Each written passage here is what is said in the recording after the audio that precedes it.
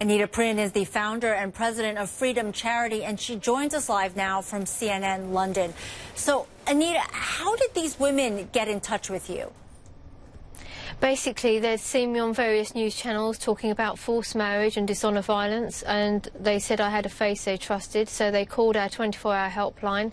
It's manned by professionals, and once one of them made the call, we took that call very seriously. We treat every call at the charity as if it's a last chance call. It's a last chance someone can call us.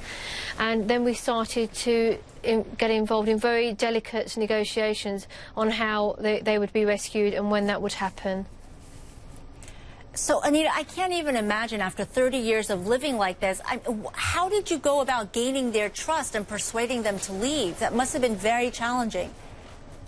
It was very difficult, but, you know, we've got an amazing team, although it's a very small team at Freedom, and Vanita Thornhill is the CEO of the charity, and she personally was involved in the negotiations with one of the ladies, and throughout the process until they were rescued, so it was over a week of speaking to them, she gained their trust and confidence, and they believed that when they came out they would be taken to safety, they'd be looked after. You know, these ladies have spent 30 years in captivity as slaves, and they've come out with absolutely nothing at all. So it's very, very difficult for them. And, you know, the road to freedom isn't going to be an easy one. Although they're free, you know, they've got very little, so it's going to be very difficult. And they're highly traumatised as well.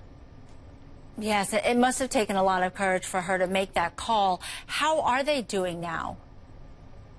I've seen them on a number of occasions. They're doing remarkably well, considering how harrowing it's been for them. And, you know, every care and effort is being made to ensure that they're going to be taken care of, but this is going to be a very, very long journey. And now obviously we've heard of the arrests of the two people, you know, allegedly involved in this, and so that's going to be another journey in itself, and it's going to be very difficult. But, you know, we're really pleased with the work that we have done in partnership with the police, and they need to be commended for, you know, taking this very seriously. We contacted Sapphire Command, which is the unit in the Metropolitan Police, and we knew that they would help us and take what we said very seriously.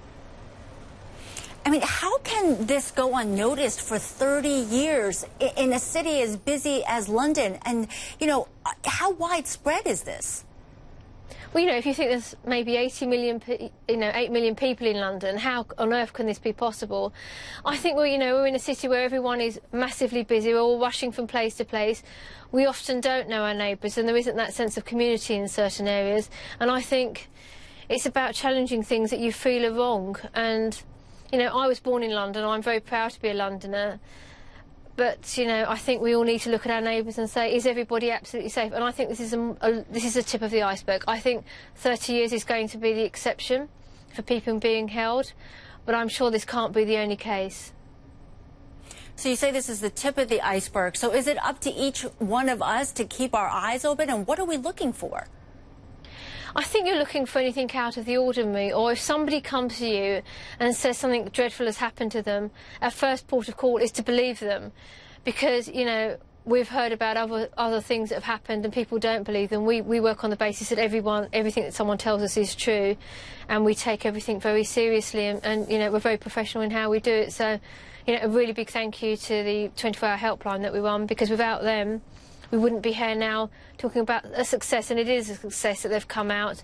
But there's also that tragedy that they've been kept for such a long time, didn't feel they could contact anyone or trust anyone to help them.